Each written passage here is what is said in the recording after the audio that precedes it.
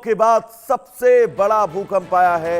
188 से ज्यादा लोगों की मौत हुई है। तबाही का मंजर है। सैकड़ों इमारतें मलबे में तब्दील है। कई लोग अभी भी फंसे हैं। युद्ध स्तर पर राहत बचाव का अभियान लगातार जारी है। तो दक्षिणी अमेरिकी देश वेनेजुला, जहां पर जबरदस्त भूकंप और इस भूकंप के बाद चारों तरफ अफरा तफरी का माहौल। ये तस्वीर आपकी टीवी स्क्रीन पर, और इन तस्वीरों के जरिए आप अंदाजा लगाइए कि वेनेजुला के ये शहरी इलाके, जिन इलाकों में 2 बार भूकंप आया 39 सेकंड के अंदर।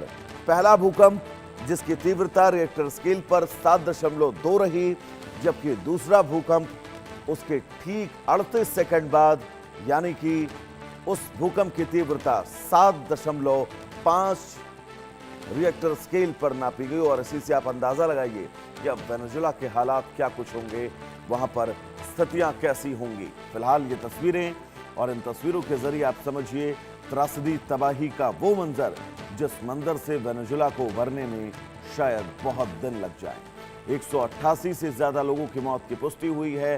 सैकड़ों इमारतें ऐसी हैं जो मलबे में तब्दील हैं। कई लोग अभी भी इन मलबों के नीचे फंसे हुए हैं, क्योंकि इतनी बड़ी तादाद में तबाही आई है कि हर शख्स तक रेस्क्यू ऑपरेशन की उस डोर को पहुंचाना जिससे उनकी जिंदगी को बचाया जा सके, वो थोड़ा सा मुश्किल जरूर है, बड़ी चुनौती है। और ऐसी आपदाओं के बाद कई बड़े बड़े देशों को उभरने में वक्त लग जाता है। लेकिन फिलहाल वेनेजुला की तस्वीर, भूकंप के दोहरे झटकों से वेनेजुला पूरी तरह से दहला हुआ नजर आ रहा है। तो हजारों मौतों की आशंका है। अब तक 188 लोगों की मौत की खबर है। लेकिन अगर इस रेस्क्यू ऑपरेशन में जरा सा भी डिले हुआ तो बहुत लोग ऐसे हैं जो मलबे में अभी भी दबे हुए हैं, जिनकी सांसें चल रही हैं, वो भी इस दुनिया को हमेशा हमेशा के लिए अलविदा कह जाएंगे। लेकिन फिलहाल कोशिश यही है ज्यादा से ज्यादा लोगों को बचाया जाए। और अमूमन इन प्राकृतिक आपदाओं के बाद देश, दुनिया एक साथ खड़े हो जाते हैं, एक कंधे से कंधा मिलाकर एक दूसरे के लिए मदद करते हैं। और वेनेजुला को अब कई देशों की मदद मिलती हुई नजर आ रही है। खुद प्रधानमंत्री नरेंद्र मोदी वेनेजुला में आई इस भूकंप को लेकर कह चुके हैं कि भारत पूरी प्रतिबद्धता के साथ वेनेजुला के साथ इस संकट की घड़ी में खड़ा है।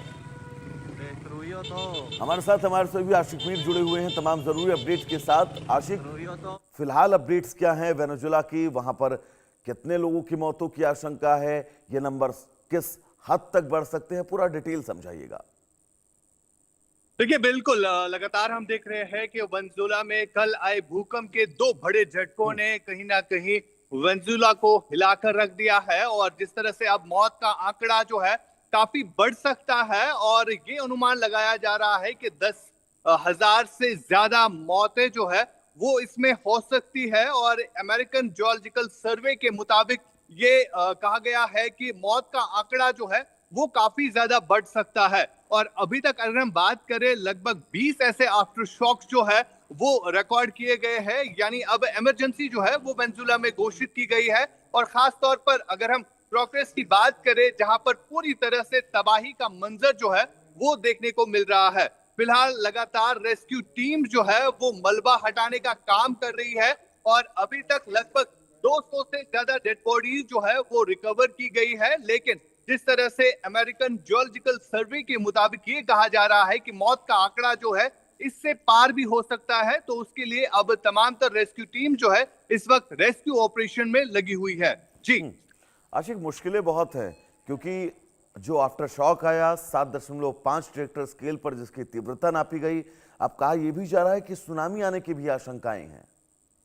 देखिए, बिल्कुल जिस तरह से इस भूकंप की तीव्रता रही है, और 7.3 और 7.5 दो ऐसे भूकंप के झटकों ने वेनेजुला का जिस तरह से तबाही मचा दी है। और साथ ही साथ अगर हम बात करें, अब सुनामी की भी वार्निंग जो है वो इशू की गई है, क्योंकि कई एक इलाके में इलाकों के लोग जो है अब घरों को छोड़कर जो है सेफर प्लेसेस पर जा रहे हैं। यानी इस तरह का अलर्ट जो है वो घोषित किया गया है। साथ साथ जो इमरजेंसी इस वक्त पूरे कंट्री में घोषित की गई है, उससे यही साफ जाहिर हो रहा है कि वेनेजुला के हालात जो है आगे जाकर और भी खराब हो सकते हैं। और अभी तक 20 ऐसे आफ्टर शॉक्स जो है वो भी आए हैं, जिसकी वजह से लोगों में अभी भी डर और खौफ जो है वो महसूस हो रहा है। आशिक, बहुत ज्यादा चुनौतियां हैं क्योंकि 237 से ज्यादा लोगों की अब तक मौत हो चुकी है। रेस्क्यू ऑपरेशन में लगातार युद्ध स्तर पर कई टीमें लगी हुई हैं, लेकिन मलबा इतना ज्यादा है और आशिक ऐसे मौके पर बड़ी चुनौतियां हो जाती हैं। उस मलबे को हटाना, लोगों की जिंदगियों को बचाना और उन लोगों तक पहुंचना जिनकी सांसें अभी भी चल रही हैं। तो क्या चुनौतियां रेस्क्यू टीम के सामने आ रही हैं? कैसे इन मौतों के आंकड़ों पर अब अंकुश लगाया जा सकता है? यह सबसे बड़ी चुनौती है आशिक। देखिए बिल्कुल, चुनौतियां काफी ज्यादा है क्योंकि तमाम तर जितनी भी रेस्क्यू टीम्स है वो इस वक्त मलबा हटाने का काम जो है वो चला रही है, लेकिन सबसे बड़ी चुनौती ये है कि मौत का आंकड़ा जो है वो काफी ज्यादा बढ़ रहा है और ये कहीं ना कहीं एक डरा देने वाली और चौंका देने वाली खबर है जो सामने आ रही है। फिलहाल अमेरिका की तरफ से जितने भी उनके निवासी इस वक्त वेनेजुएला में है, उनको कहा गया है कि वो वेनेजुएला छोड़ दे, क्योंकि वहां पर जिस तरह से अब सरकार की तरफ से भी इमरजेंसी जो है वो घोषित की गई है, इससे साफ जाहिर हो रहा है कि हालात जो है अब काफी ज्यादा भावुक हो चुके हैं वहां पर और खतरा जो है अभी टला नहीं है। हालांकि अभी तक कई सारे ऐसे आफ्टर शॉक जो है वो भी रिकॉर्ड किए गए हैं और जिस तरह से अब सुनामी की वार्निंग भी इशू की गई है और साथ ही साथ जिस तरह से अब इमरजेंसी घोषित की गई है, तो इससे साफ जाहिर हो रहा है कि हालात जो है वो काबू से बाहर हो सकते हैं। ठीक। क्योंकि आशिक अमूमन हमने देखा है जब कुदरत की मार पड़ती है किसी भी इलाके को, सुनामी हो, भूकंप हो या फिर लैंडस्लाइड हो, बारिश हो, बाढ़ हो, बादल का फटना हो, तो ऐसी चुनौतियों में लोगों के लिए रेस्क्यू ऑपरेशन करना बहुत ज्यादा चुनौतीपूर्ण हो जाता है और इन परिस्थितियों से निपटना बहुत ज्यादा चुनौतीपूर्ण हो जाता है। लगभग कितना वक्त, कितने महीने, क्या साल भर लग सकते हैं वेनेजुएला को अब दोबारा से पटरी पर उतरने के लिए, ठीक वैसा होने के लिए जैसा वेनेजुएला था?